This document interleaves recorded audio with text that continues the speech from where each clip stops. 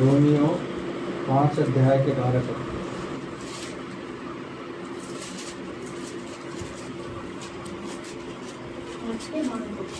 इसलिए जैसा एक मनुष्य के द्वारा पाप जगत में आया और पाप के द्वारा मृत्यु आई, और इस रीति से मृत्यु सब मनुष्य में फैल गई, क्योंकि सब ने पाप किया। व्यवस्था के दिन दिए जाने तक पाप जगत में तो था, परंतु वह व्यवस्था नहीं, वह पाप गिना नहीं जाता।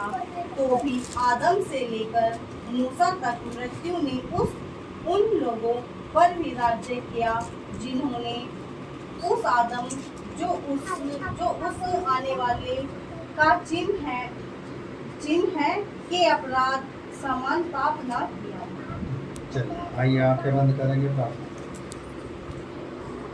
धन्यवाद हो प्यारे पिता, एक बार फिर से आपके पुत्र हमारे उद्धारकर्ता प्रभु यीशु के नाम का धन्यवाद करते हैं। आज के इस समय के लिए प्यारे प्रभु, कुछ देर हम इस वचन से सीखना चाहते हैं। आपका पवित्र आत्मा हम सभी की सहायता मदद करे, हमें बुद्धि वो ज्ञान वो वचन का प्रकाशन दे कि इस वचन को हम सीखें, समझें और आपकी महिमा करें। धन्यवाद करते हैं प्रभु इन गवाहियों के लिए जो भाई बहनों ने देखकर तेरी महिमा की है। प्रभु आप हर पल हर क्षण हमारे साथ रहते हैं, हमारे जीवन में बड़े बड़े काम करते हैं, क्योंकि आपका वायदा है कि जन्म देने वाले माता पिता भूल जाएंगे लेकिन मैं तुझे कभी ना भूलूंगा, न कभी छोड़ूंगा, न कभी त्यागूंगा। सच में प्यारे प्रभु, आज के इस वचन को सीखने के लिए पवित्र आत्मा हमारी सहायता करें। धन्यवाद के साथ ये प्रार्थना उद्धार करता प्रभु यीशु के नाम से मांगते हैं, आमीन। किसको बोल रहा आमीन? कहाँ है? किसको देख के बोल रहा आमीन? इधर देख, इधर को मुकर के बैठ। घर पे खाना खा के आया? खा के आया नहीं कुछ, फिर भी यहाँ भी खा रहा। आज चुप नहीं बैठता बिल्कुल भी। दुआ में से ही उठा के ले गया कि दिला के लाओ, दिला के लाओ, चलो यहाँ से चलो।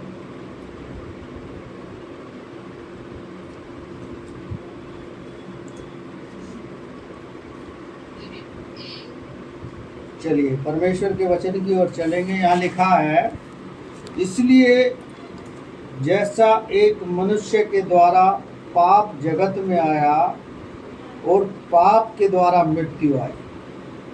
पाप करते क्यों हैं लोग? पाप है क्या? क्या अपने आप से हो जाता है या शैतान हमें एक किसी जाल में फंसा लेता है तब पाप हम करते हैं? यदि आप नीति वचन को पढ़ोगे, नीति वचन में लिखा है, मैं आपको बताता हूँ कौन सा पद है वो। वहाँ क्या कहता है परमेश्वर का वचन? 18 अध्याय के पहले पद को पढ़ो।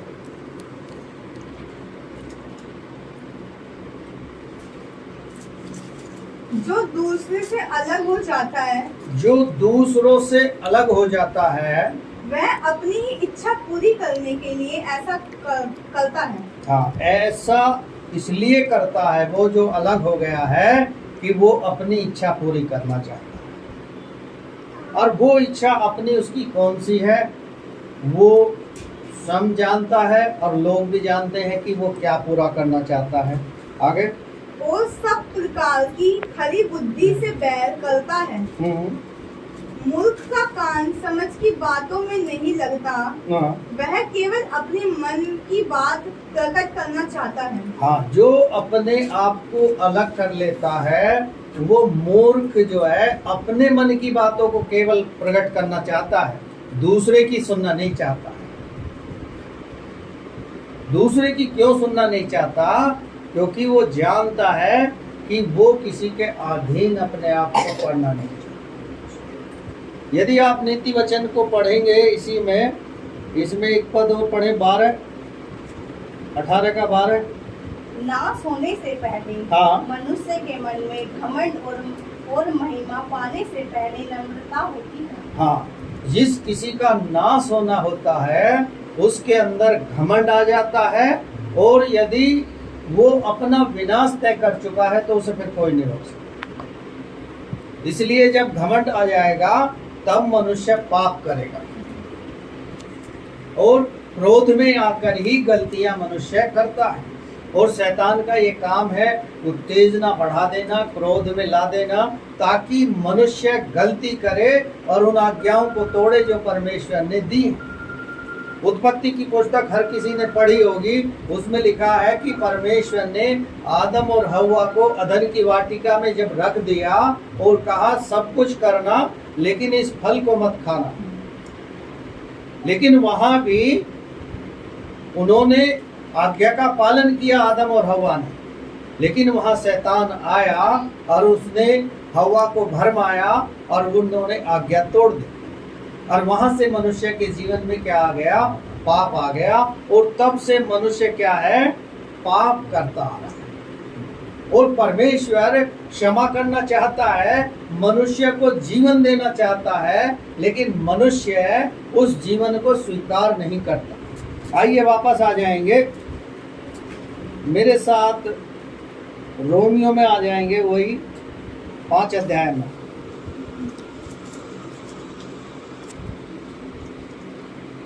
क्या कह रहा था वहां? पढ़ेंगे उसे 5 के। इसीलिए जैसा एक मनुष्य के द्वारा पाप जगत में आया, जैसा कि एक मनुष्य के द्वारा पाप जगत में आया, और पाप के द्वारा मृत्यु आई। हाँ, उस पाप के द्वारा हमारे जीवन में मृत्यु आ गई।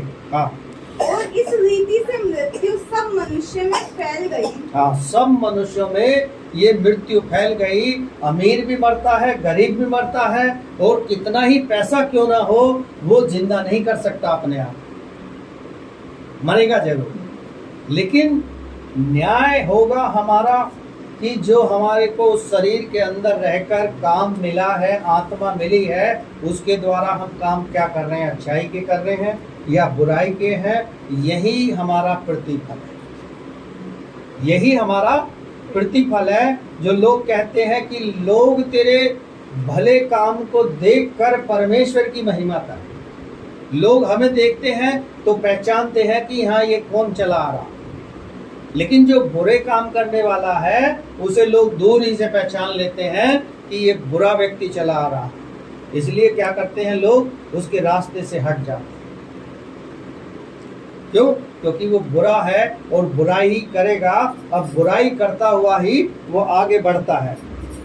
आगे बढ़े। क्योंकि सबने पाप किया है। व्यवस्था के दिए जाने तक पाप जगत में तो था, परंतु जहाँ व्यवस्था नहीं वहाँ पाप नहीं गिना जाता। तो भी आदम से लेकर मूसा तक मृत्यु ने मूसा से लेकर जो हारून या मूसा कोई भी रहा, मृत्यु ने राज किया है। यहाँ लिखा है मृत्यु हर एक व्यक्ति पर राज कर रही है। लेकिन उस मृत्यु से बचने के लिए हम क्या करें?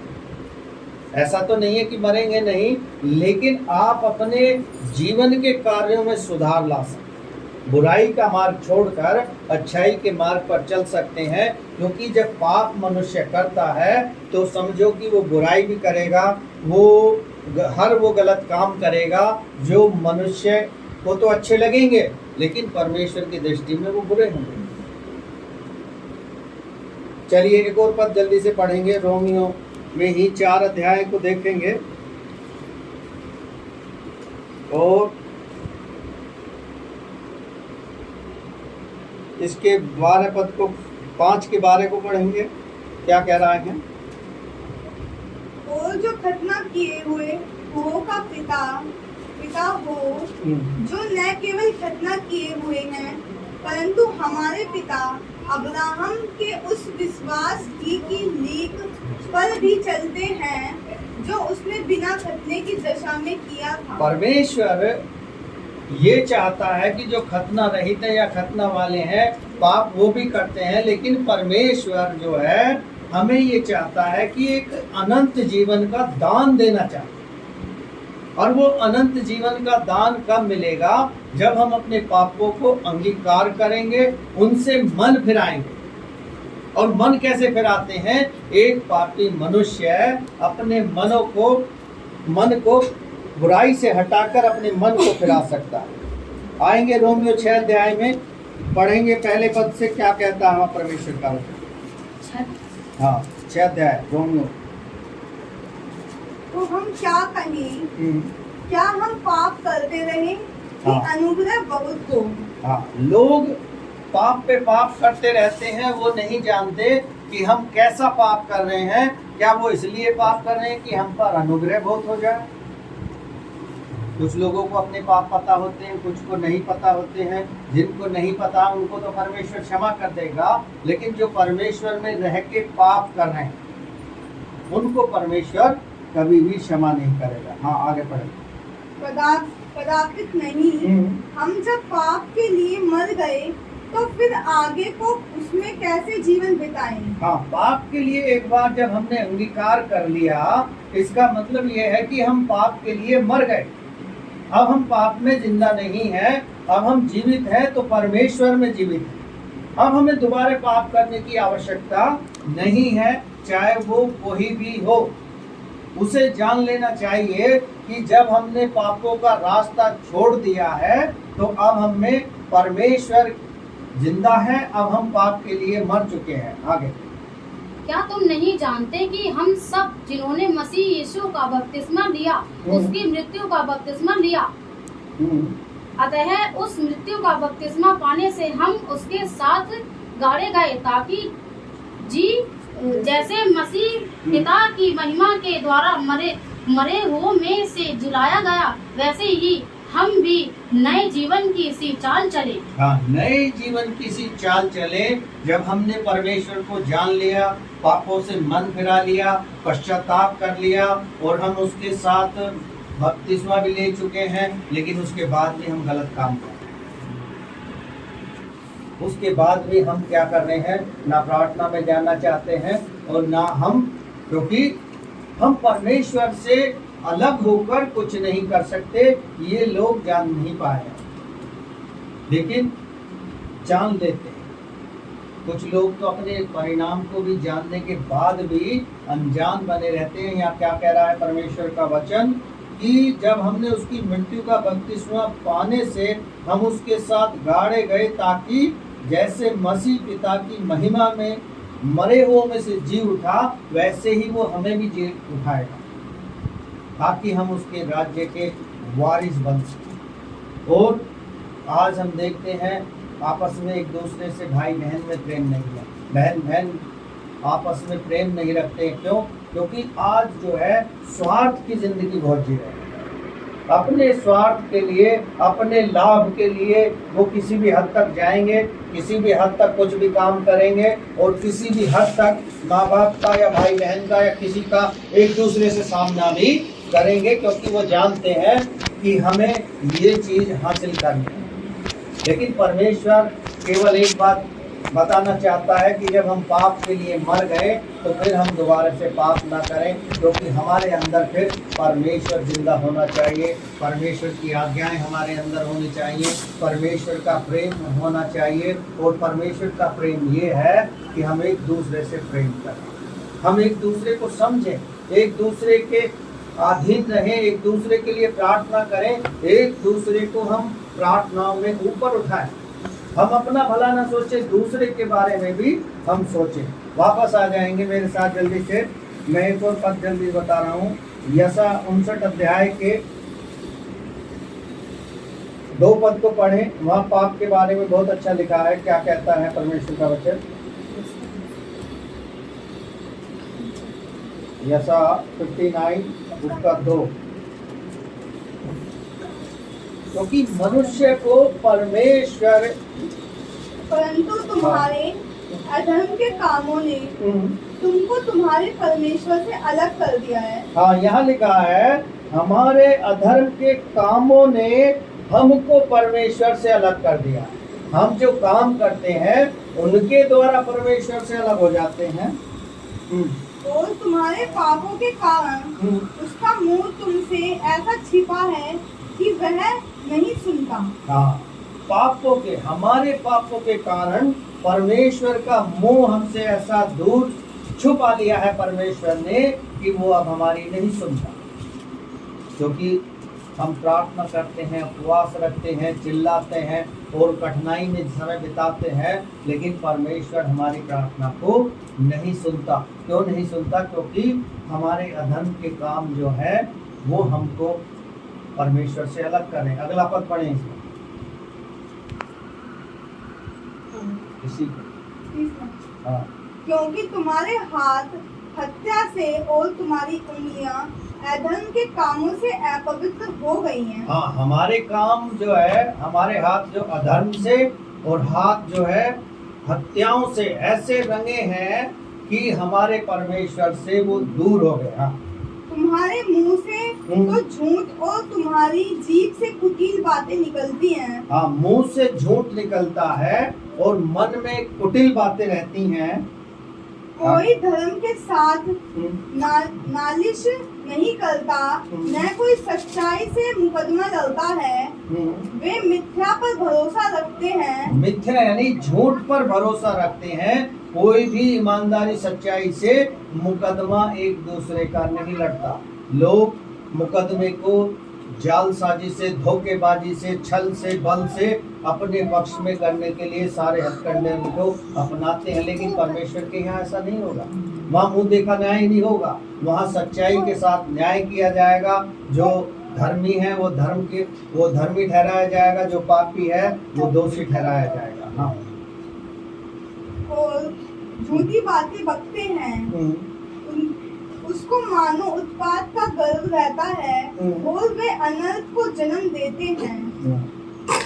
अनर्थ बातें वो करते हैं। इसलिए हम एक चीज मन में याद रखें कि हमारे ही कामों के कारण, हमारे ही गलतियों के कारण परमेश्वर हमारी नहीं सुनता है। यदि हमें परमेश्वर से उत्तर चाहिए तो रिपेंट करें, पश्चाताप करें, परमेश्वर के निकट आ जाएं। वो प्रेम करता है क्योंकि वो आपको क्षमा करना चाहता है। वो आपको एक अनंत नया जीवन देना चाहता है, जिसके लिए हम बुलाए गए हैं। एक और पद जल्दी से पढ़ेंगे मेरे साथ, नीति वचन में आ जाएंगे और उसके 11 अध्याय के 19 पद को पढ़ेंगे। 11 अध्याय के 19 पद को पढ़ेंगे, नीति वचन। जो धर्म में रहता है, जो धर्म में दृढ़ रहता है वह जीवन पाता है, वह जीवन पाता है। परंतु जो बुराई का पीछा करता है वह मृत्यु को खोर हो जाता है। वह मृत्यु का खोर हो जाए। जो बुराई में ध्यान लगाता है वह मृत्यु का खोर हो जाए। यानी धर्म में हम दृढ़ बने रहेंगे तो क्या करेगा परमेश्वर? हमें जीवन देगा। और यदि हम बुराई का पीछा करेंगे तो हम मृत्यु का खोर हो जाएंगे, मृत्यु का भाग हो जाएंगे। इसलिए हमें जो है ये देखना है कि अब हमें कौन सा मार्ग चुनना।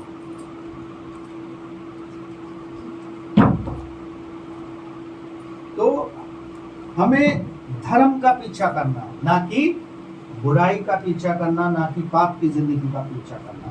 एक और पद जल्दी से पढ़ेंगे, दूसरा इतिहास उसके 24 अध्याय के 20 पद को पढ़ लें। वहां क्या कहता है पाप के बारे में? दूसरा इतिहास 24 का 20।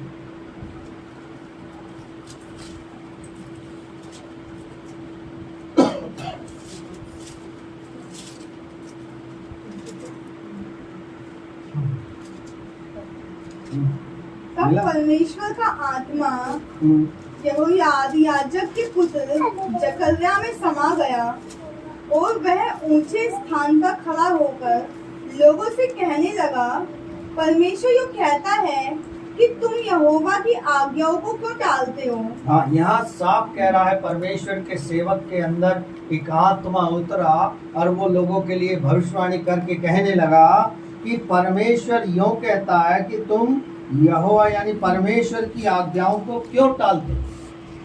आज्ञा जब मिली है कि हम एक दूसरे से प्रेम करें और बुराई को ना करें, फिर भी हम उस आज्ञा को तोड़कर क्या करते हैं? बुराई का मार्ग चुनते हैं। आज 90% लोग बुराई में लगे हुए हैं। आज अच्छाई के काम में बहुत कम लोग होंगे, बुराई के काम में आप अभी इकट्ठे कर लो, पूरी भीड़ इकट्ठा हो जाए। क्यों? क्योंकि बुराई के पीछे लोग भाग रहे। और परमेश्वर का वचन कहता है ऐसे लोग क्या हो जाएंगे? मृत्यु का कोर हो जाएंगे, यानी मृत्यु के भाग में चले जाएंगे। इसलिए आगे पढ़ें। ऐसा करके तुम्हारा भला नहीं हो सकता। हाँ, ऐसा करने से हमारा भला नहीं होगा यदि हम परमेश्वर की आज्ञा को तोड़ रहे हैं। हाँ, देखो तुमने तो यहोवा को त्याग दिया है, इस कारण उसने भी तुमको त्याग दिया है। परमेश्वर भी फिर हमें छोड़ देगा। जब हम परमेश्वर को छोड़ देंगे, परमेश्वर को जानने के बाद, उस पर विश्वास करने के बाद, उससे उद्धार पाने के बाद, उससे आशीष पाने के बाद हम जब छोड़ देंगे पाप के कारण, तो फिर परमेश्वर भी हमको क्या करता है? छोड़ देंगे। फिर परमेश्वर हमारा साथ नहीं देता। एक और पद जल्दी से निकाल कर पढ़ेंगे। पहला शमूएल में, दूसरे इतिहास के पास ही है, पहला शमूएल 15 अध्याय के 23 पद को पढ़। क्या कहता है परमेश्वर का वचन? देखो बलवा करना और भावी कहने वालों से पूछना एक ही समान पाप है। हाँ, बलवा करना यानी जो हम विरोध कर देते हैं, जो हम आज्ञा को तोड़ देते हैं, और जो भावी कहना यानी किसी से पूछ लेना। हाँ, आगे।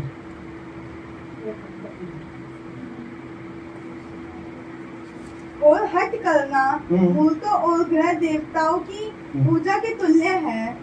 तूने जो यहोवा की बात को तुच्छ जाना, इसीलिए उसने तुझे राजा होने के लिए तुच्छ जाना है। हाँ, जिसने परमेश्वर को तुच्छ जान लिया, वो परमेश्वर को बहुत छोटा समझ रहे हैं और वो परमेश्वर की आज्ञा को तोड़ रहे हैं, तो उससे बड़ा कोई दंड उनके जीवन में नहीं आ सकता। क्योंकि परमेश्वर हर एक को जानता है, उसने हर एक का नाम जाना है, हर एक को नाम लेकर बुलाया है, हर एक से वो प्रेम करता है, हर एक के लिए उसने अपने आप का बहुमूल्य लहू कलवरी क्रूस पर दिया है। इसलिए वो चाहता है, और वो आया भी इसलिए लोग जीवन पाए, बहुतायत से पाए। जो दुख में है, तकलीफ में है, परेशानी में है, उनको वो शांति देने के लिए आया। क्योंकि मत्ती 11:28 में लिखा है, हे सब परिश्रम करने वाले, बोझ से दबे लोगों, मेरे पास आओ, मैं तुम्हें सच्ची शांति दूंगा, विश्राम दूंगा। जो हमारा बोझ है, जो हमारे जीवन की चिंता है, हम पाप जिसको हम भुला कर आ चुके हैं, वो पाप हमारा फिर से पीछा कर रहा है। क्यों? क्योंकि हमने बुराई को सही से छोड़ा नहीं है, बुराई को हमने त्यागा नहीं है, और हम अपने आप को समर्पित नहीं किए हैं, पूर्ण मन से परमेश्वर के पास नहीं आए। इसलिए वचन संहिता में भी लिखा है, जब तक तुम संपूर्ण मन से परमेश्वर के पास नहीं आओगे, वो तुम्हें कभी क्षमा नहीं करेगा। आधी अधूरी आशीषें हमारे जीवन में होंगी, हमारे काम में सफल होंगे, हम बुराई में फंसे रहेंगे, हमारे बच्चों में कोई सफलता नहीं होगी, हमारे बच्चे गलत काम करते रहेंगे। क्यों? क्योंकि शैतान ने हमारे घर में उस पाप की आत्मा को उंडेल दिया है, और वो नहीं चाहता कि यहाँ शांति आए, यहाँ आशीष आए, यहाँ अनुग्रह हो परमेश्वर का। परमेश्वर करना चाहता है, लेकिन मनुष्य अपनी बुराई को छोड़ना नहीं चाहता, इसलिए वो पाप की जिंदगी जी रहा है। आइए एक और पद जल्दी से निकाल कर पढ़ेंगे, व्यवस्था विवरण में आ जाएंगे। उसके 31 अध्याय के 18 पद को पढ़ें।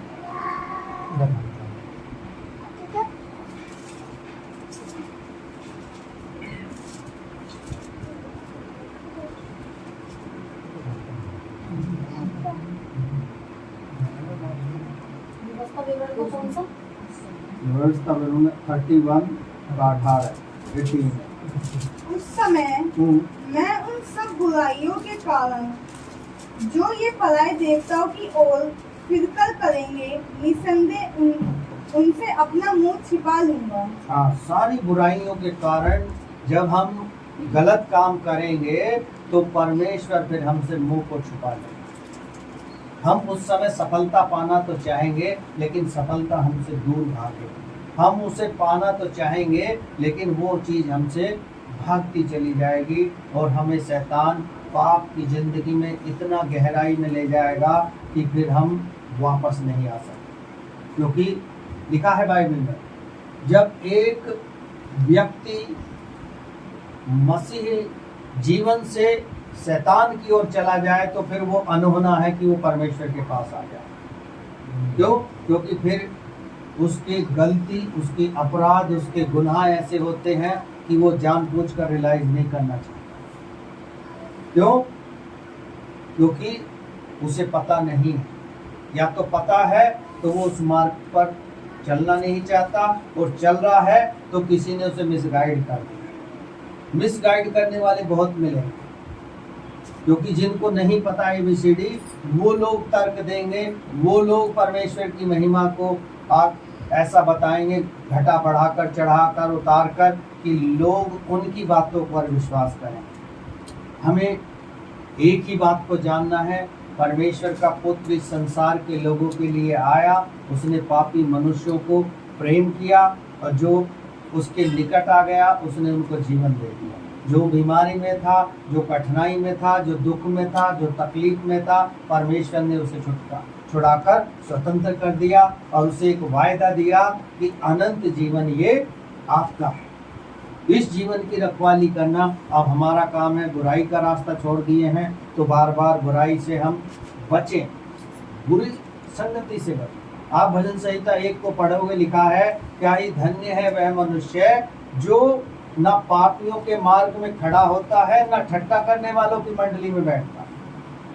जो हंसी मजाक करते हैं, जो एक दूसरे का ठट्टा उड़ाते हैं, ऐसे लोगों की मंडली से भी हमें दूर रहना।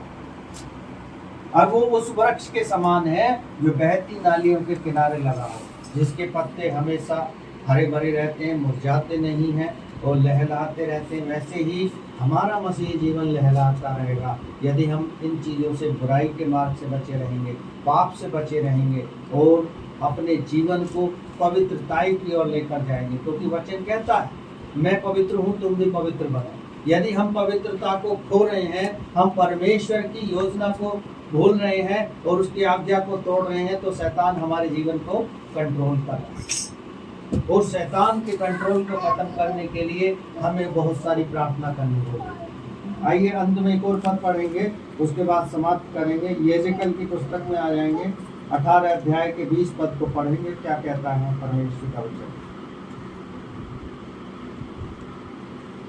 यहेजकेल की पुस्तक 18 अध्याय के 20 पद को।